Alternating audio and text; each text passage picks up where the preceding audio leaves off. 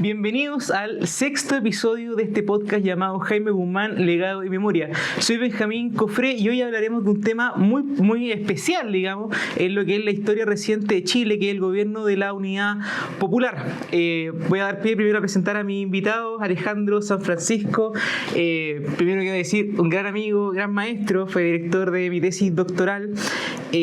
Alejandro es académico de la Universidad de Tarapacá, historiador reconocido, tiene amplia bibliografía escrita sobre el gremialismo y Jaime Guzmán, que es la razón por la cual lo tenemos invitado el día de hoy. ¿Cómo está, profesor? Muy bien, Benjamín, muchas gracias por la invitación, gran iniciativa. Muchísimas gracias. Y también tenemos como invitado al profesor también, Javier Leturia, ¿cierto? Abogado, fue fundador de este partido, la Unión Demócrata Independiente, actualmente vicepresidente del Partido Republicano y fue presidente del movimiento gremial en 1973, que es una fecha que vamos a tratar el día de hoy. ¿Cómo está? Muy bien, muy contento, muy buena iniciativa y qué bueno que esté Alejandro, porque como vamos a hablar del año 70, a mí ya se me está olvidando un poquito. Y Alejandro lo lleva en la mano. Esa es un poco la idea de esta relación. Complemento. Pero para partir, me gustaría comentarle una cita para que dé pie al paso a la conversación. Esta es una cita de Jaime Guzmán, que escribió en PEC. Chile ha empezado a deslizarse por la ruta del socialismo marxista en forma gradual, pero sin vacilaciones. Pero al mismo tiempo, nadie puede negar que se observa un signo alentador, muy difícil de prever un año atrás. La democracia chilena se encuentra en actitud de combate y el marxismo tiene un escollo muy serio por delante en su intento de prevalecer completamente en nuestra patria. Este texto habla de la oposición que se empezó a generar al gobierno de la Unidad Popular y para eso, profesor, queríamos partir para contextualizar un poco la conversación, ¿cierto? ¿Qué desafíos tenía el gobierno de la Unidad Popular? ¿Con qué escollos se empezó a encontrar Salvador Allende? En esto se producía una situación absolutamente contradictoria. El desafío del gobierno era la construcción del socialismo en Chile. El desafío de la oposición era evitar que se construyera el socialismo en Chile. Entonces, son esos momentos de polarización que existen en algunos instantes de la historia y que fue muy marcado entre 1970 y 1973. Lo que veía Jaime Guzmán y lo que veían muchos opositores era el peligro de un régimen totalitario en Chile. Y eso que en un comienzo era muy tenue o muy marginal en quienes hacían sus críticas, se fue volviendo cada vez más visible. Ya el año 72, las corrientes opositoras, incluida la democracia cristiana, hicieron denuncias en el sentido de que el gobierno vulneraba la Constitución y las leyes y tenía una tentación o un intento totalitario. Y eso se cataliza en el acuerdo de la Cámara de Diputados del 22 de agosto de 1973, que va exactamente en la misma dirección. Claro, Javier, tú en ese sentido, en este contexto, tú estabas en la universidad ya para esta fecha, 1968, sí, lo que está en las redes sociales es genuino. ¿Cómo se vivió esa experiencia primero como estudiante universitario, 1970, 1972, pero también desde lo personal? ¿Cómo viviste tú esa época? Fueron tiempos duros, pero realmente históricos. Ahí, de todo lo que tú leíste de un artículo de Jaime Guzmán, que es del año 71, finales parece, no sé si es antes o después de Fidel Castro, porque eso cambió mucho las cosas, pero el año 71, porque Allende fue elegido al final del 70, fue un año bastante pacífico en que prácticamente no hubo oposición. En las elecciones de comienzo de año, en marzo, hubo un empate de los 36% que había sacado Allende, subió al 50%. No sé si los votos de todos se vinieron para acá, muy probable. Pero no había mayor oposición. Y por parte de los políticos muy poca. Empezaron a haber ciertos movimientos, digamos, ciudadanos, de gremios pequeños, etc. Pero lo que es importante de Jaime es la palabra combativo. Jaime fue un tipo brutalmente combativo, no violento, pero sí que iba de frente con buenos argumentos, con mucha convicción, con mucha acción, a enfrentar, lo que decía Alejandro, esta amenaza que para los que estábamos de este lado era una amenaza absolutamente totalitaria, sobre todo a partir del momento en que vino Fidel Castro. ¿Tú recuerdas cuando entraste al movimiento gremial? ¿Cómo fue ese proceso? El día que entré a la universidad. En 1968. Ya estaba. El 68. Lo que pasa, el 67 había sido el problema de la toma de la universidad, que Alejandro ha escrito mucho sobre eso. Y yo estudiaba en el Colegio San Ignacio, en Alonso Valle, con San Ignacio, y el pedagógico de la Católica estaba una cuadra más abajo, en 18 con San Ignacio, y nosotros, ya en cuarto medio, solíamos ir al casino, que era barato ahí. Entonces nos enteramos de todo lo que estaba, de lo que estaba ocurriendo. Yo primero el gremialismo, pensé que era una cosa media sindicalista, y me empecé a informar. Y cuando llegué a la universidad, volvemos a Jaime Guzmán de nuevo, porque yo había sido presidente de mi colegio. Entonces ya tenían ellos averiguado quiénes habían sido en los distintos colegios dirigentes o quiénes habían tenido una figuración. Carlos Bombal, por ejemplo, era contemporáneo mío de los franceses. Los padres, sí, el padre. Sagrados Corazones. Los Sagrados Corazones hoy día. Entonces había además una costumbre que era en el centro de alumnos, centro de derecho que se llamaba, siempre ponían a alguien de primer año como secretario para incorporarlo. Y yo, como tenía estos antecedentes, se acercó el primer día Arturo Irarráza, que en paz descanse, otro gran formador de gente, y me presentó otra gente y me pusieron el centro de alumnos. Yo no sabía ni tomar un acta, pero ahí estuve y ahí entré.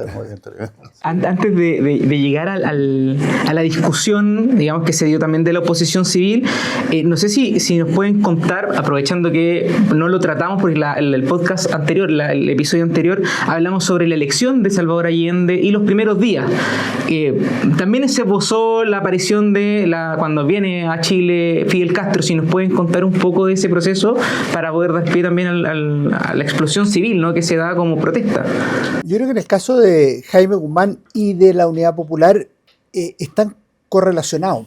Cuando triunfa la candidatura de Allende, no solo como primera mayoría relativa el 4 de septiembre, sino que después, ya en la elección del presidente de la República, por parte del Congreso Pleno, Jaime Guzmán dice que lo que más le asombró de la Unidad Popular no era Allende ni los partidos políticos, sino la instalación de miles y miles de comités de la Unidad Popular, o sea, esa presencia orgánica en la sociedad civil.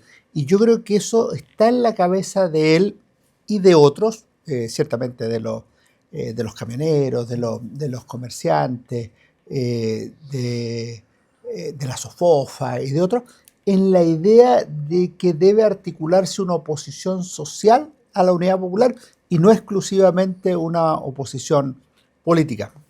Yo estoy de acuerdo con Javier que la visita de Fidel Castro es decisiva al respecto, entre otras cosas porque ya había un tenue acercamiento de la democracia cristiana hacia posturas opositoras después del asesinato de Edmundo Pérez Sujovic, pero tras la visita de Fidel Castro, Renán Fuentealba, que era una persona ubicada a la izquierda de la democracia cristiana, anuncia una acusación constitucional contra el ministro del Interior, José Toá.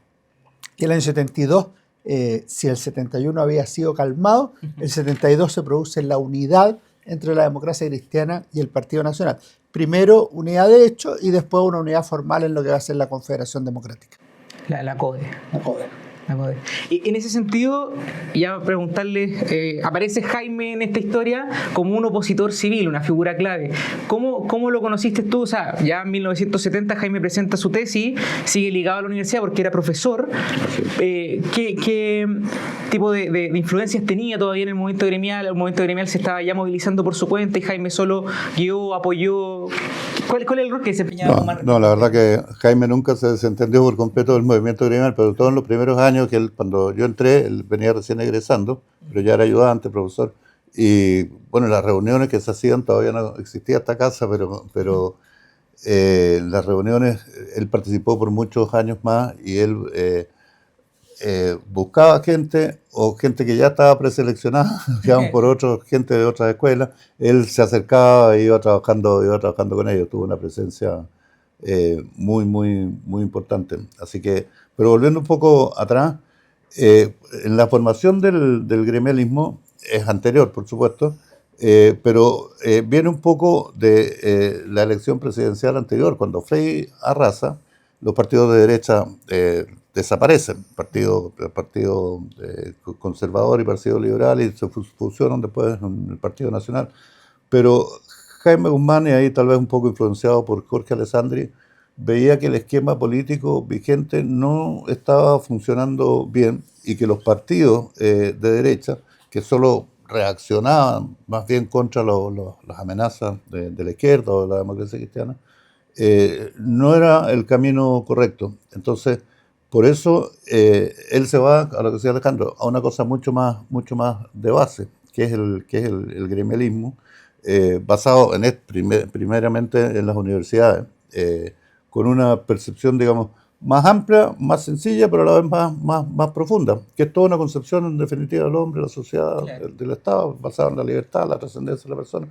Y bueno, ahí hay una base estructural pensando, y por eso mencionaba Alessandri, que tenían que haber cambios profundos en la estructura política del país.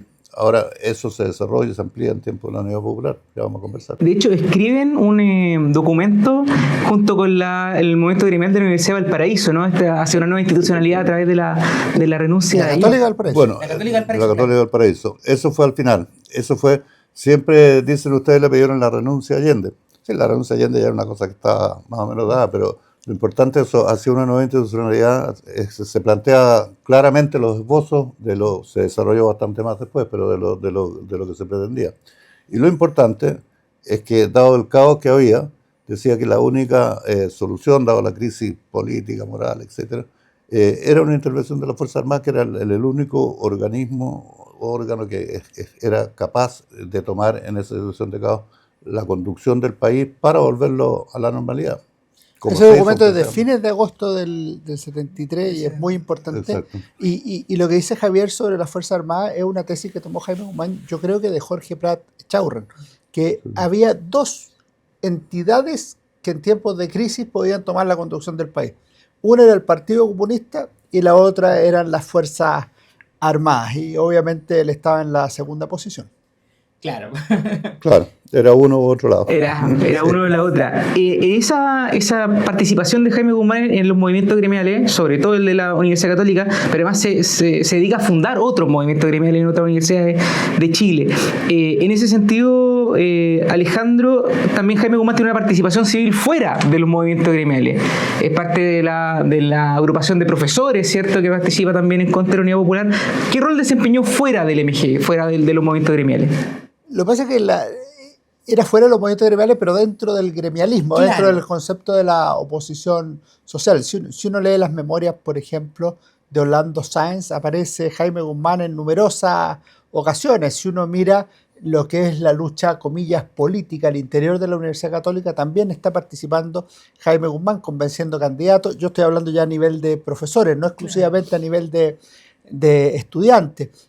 Luis Cordero contaba en algún momento que Jaime Guzmán iba a los colegios a conversar con los estudiantes, a plantearles ciertos problemas, y algunos se interesaban, otros no se interesaban. Es decir, tenía una idea de trabajo que era muy activa, muy polifuncional en distintos temas, y además con características bastante personales. La Sufofa le puso un auto, pero el auto que él usaba, que me parece que era una citroneta. O sea, no, entonces decía, pero ¿cómo te compro una citroneta? Si yo dije cualquier auto, no, pues si cualquiera son todos iguales. O sea, no le interesaba, de hecho no sabía manejar. Entonces era, pero era la autoobligación de estar en cuanta actividad se necesitara, y por eso en algún minuto está en un debate político, al otro día está en una manifestación más de carácter social, y ciertamente en la elaboración de documentos desde la campaña de Alessandri hasta 1973 tardíamente. En esa primera participación de la sociedad civil en contra de la Unidad Popular 1972, ¿qué espacio estabas desempeñando tú para llegar a ser presidente en 1973 de la Federación de Estudiantes de la Universidad Católica de Santiago? Bueno, yo era un gremialista activo. Entonces, ya el año 72 era presidente del Centro de Derecho y era presidente del movimiento gremial. Y como nos obligaban a Jaime a trabajar, había que recorrer la escuela, hacer trabajo casa a casa, con lo cual uno era fácilmente conocido en una universidad que era bastante chica en ese tiempo, 7.000 alumnos. Así que recorríamos el nuevo campus de San Joaquín, etc. Y bueno, eso me llevó a que me tocó la circunstancia de estar justo desde el paro de octubre hasta el pronunciamiento militar. Ese fue el periodo en la FEUC, un poco después también, los inicios del gobierno militar también. Así que sí, estábamos ya muy, muy comprometidos. Y lo que decía Alejandro, ya se habían empezado a formar movimientos gremiales en otras universidades. Primero fue Valparaíso, inmediatamente después del 70 y el 72 ya el gremialismo había ganado con la FEUC. Pero en la Universidad Austral, en la Universidad de Antofagasta, en la Universidad de Concepción, con Eugenio Cantuaria, que fue senador después, se había formado un movimiento gremial muy fuerte y que luego este mismo gremialismo salió también a las calles, a los gremios chicos, digamos, a difundir el gremialismo en tiempos de la Unidad Popular, que fue muy importante porque, primero, los partidos políticos de derecha no tenían el manejo de los sindicatos y esas cosas, que lo tenía más bien la izquierda. Pero en segundo lugar, si bien la gente estaba contra la Unidad Popular, no era tanto por una cuestión doctrinaria, sin perjuicio del temor al totalitarismo, pero era por los problemas concretos que se estaban dando. Entonces el gremialismo funcionó muy bien en gremios, desde gremios empresariales hasta gremios más pequeños, agricultores, otras cosas. Y el gremialismo universitario permitió articular, como eran gente distinta, comerciantes, transportistas, agricultores.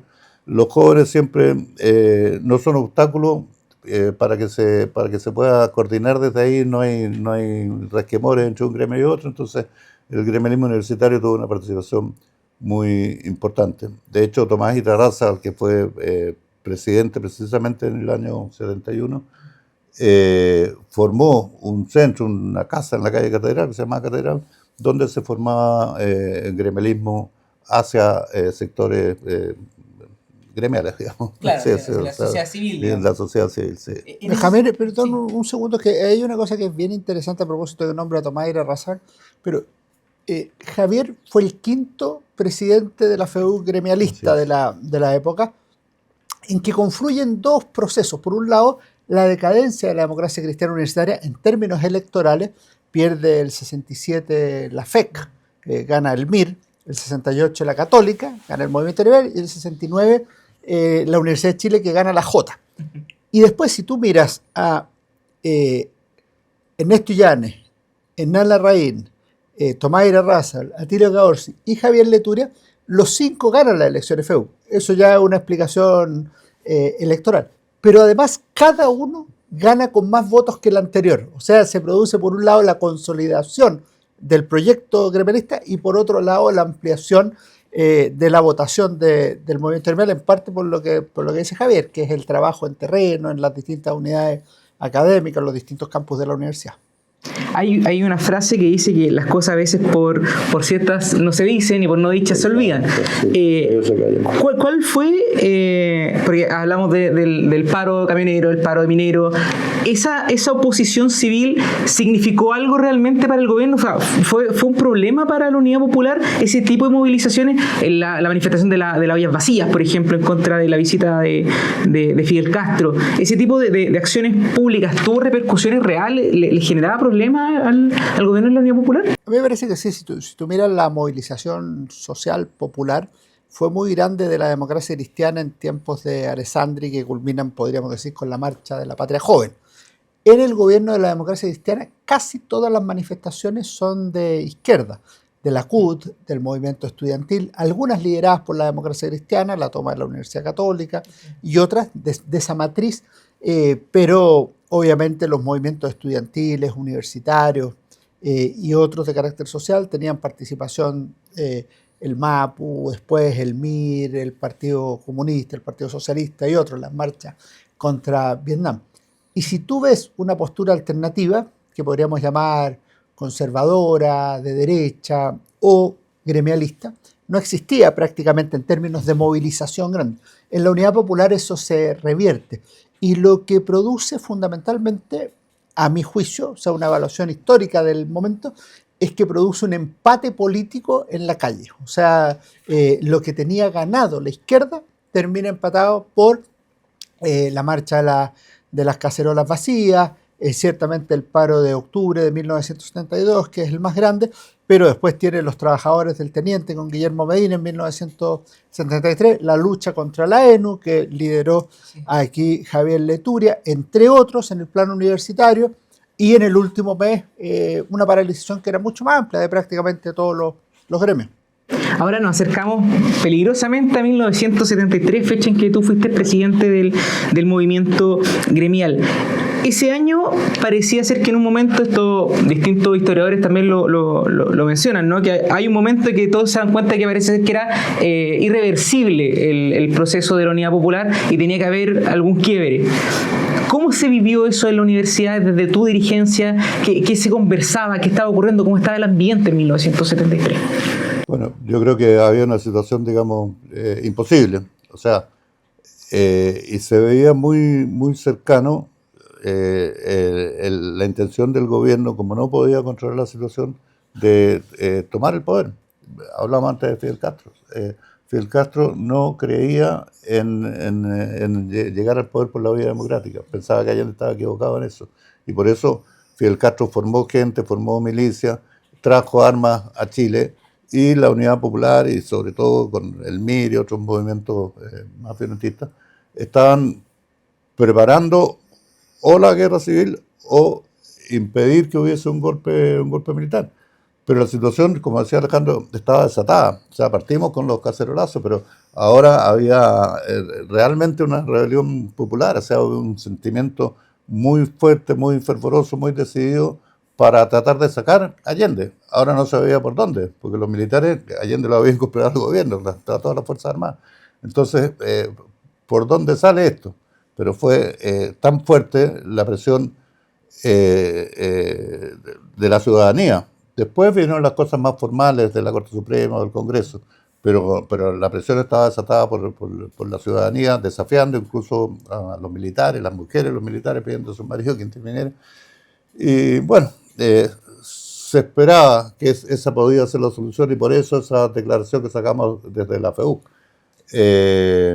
Y bueno, se produjo el espacio y vino el golpe, el almirante Merino lo promovió, los demás se sumaron y llegó el 11 de septiembre, pero no se veía fácil ni seguro, aunque el ambiente era tan grave que había un golpe de un lado o del otro. Afortunadamente fue del lado de la libertad.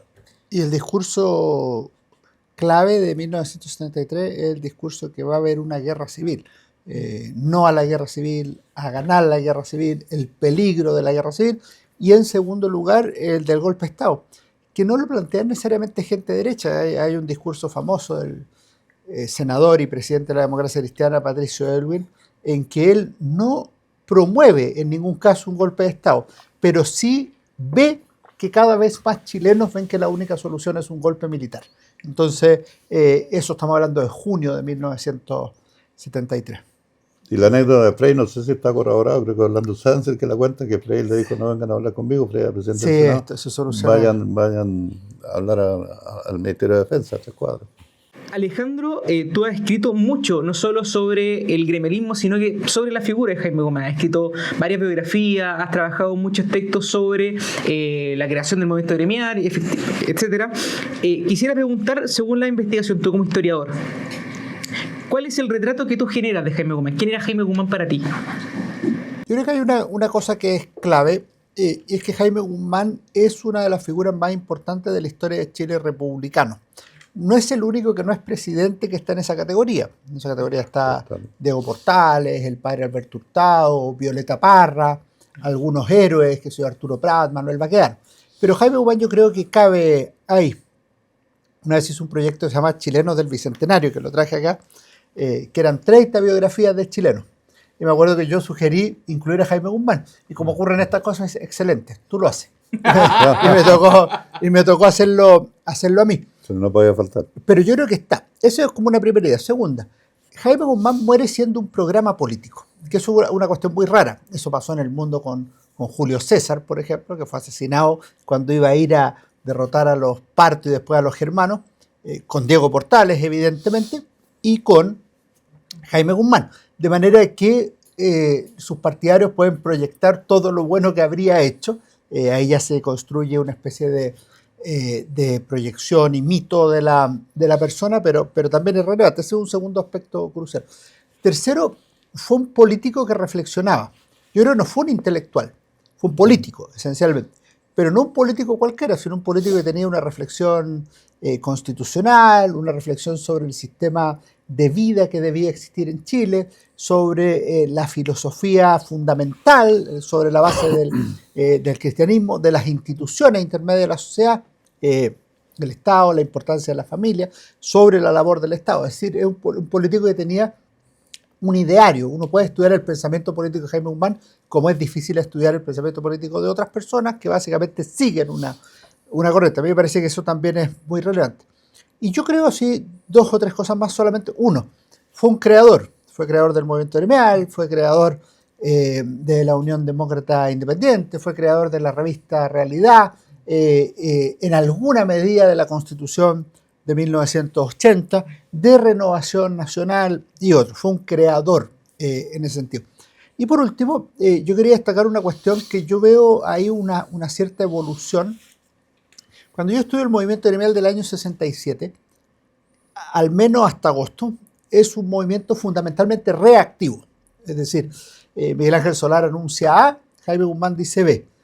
La FEUC envía una carta a Roma, el movimiento gremial envía una carta a Roma. La FEUC llama a un plebiscito para deponer al rector, Jaime Guzmán se opone al plebiscito. La FEUC hace la toma de la UC, Jaime Guzmán se opone. O sea, es reactivo. Y la parte proyectual, la parte propositiva, yo creo que está un poco relegada. A partir de la campaña electoral del 67 me parece que la cosa cambia. O sea, cuando Jaime Guzmán fue candidato a la FEUC, destinado a perder, ciertamente, ya hay un ambiente en que hay un proyecto hacia adelante. Y me parece que eso marca radicalmente un cambio que se va a mantener y que yo creo que está muy reflejado en el discurso de los 20 años del movimiento gremial de la Universidad Católica que pronunció Jaime Guzmán en 1987 y que me parece a mí es la mejor síntesis del pensamiento guzmaniano. Javier, tú lo conociste del lado humano, lo conociste como amigo, como cercano. ¿Qué retrato nos puedes contar tú, por ejemplo, los que no logramos conocer a Guzmán en vida? Bueno, yo creo que la parte humana de Jaime, en definitiva, es la que hace que el gremialismo de Jaime Guzmán sea trascendente. Más que todo lo que se ha escrito en muchos libros, más de todo lo que ha escrito Alejandro, donde es cierto que él tuvo, digamos, una labor que fue histórica, efectivamente, desde, diría yo que tres fundamentos, ya que lo primero, la fe, segundo, el patriotismo, pero el tercero es la humanidad, precisamente, su concepción de la amistad. Él, en política, los tremendos talentos que tenía los desarrolló muy bien, los llevó a la práctica, le puso inteligencia, mucha voluntad, mucha perseverancia, pero si hoy día todavía persiste el gremialismo, es porque hubo una cosa humana que inculcó primero la política como servicio público, como un deber moral, como una vocación de servicio público superior, pero trabajado con las personas. Pero no era solo para convencerlas de que las ideas eran buenas y que era un deber llevarlas a la práctica y trabajar, sino que él con las personas establecía un vínculo muy directo, muy personal, incluso con personas que pensaban distinto. Entonces, él daba un testimonio muy valioso de preocuparse por el otro, de realmente querer y querer el bien de la persona. Entonces las conversaciones no eran políticas, finalmente eran muy poco políticas con la gente que estaba más cerca. Siempre se hablaban de cosas personales, familiares, era amigo de la señora, era un consejero, formaba a los hijos. Mi hijo, por ejemplo, Jaime fue su padrino de confirmación, no de bautismo, porque mi hijo lo eligió teniendo 15 años. Así que porque habían establecido una amistad, lo llevaba al fútbol, bueno, lo invitaba a almorzar. Y eso con los hijos de todos nosotros, con las señoras de todos nosotros. En ese tiempo la política era bastante machista. Así que, entonces, esa cosa humana, esa preocupación, el ir a ver a la gente enferma, ir a ver a la gente que estaba presa. Pero la cercanía, el preocuparse muy seguidamente de tener alguna conversación con la gente que estaba más cercana. Aparte que si uno iba, no sé, en auto a Viña, siempre eran conversaciones más profundas y más personales, o en un viaje, en lo que fuera. Entonces, si yo tuviese que definir a Jaime, como siempre nos gusta decir, Dios, patria y familia, como Jaime no tuvo familia, tenía muy cercana a su familia materna, por supuesto, pero Jaime fue Dios, patria y amigos.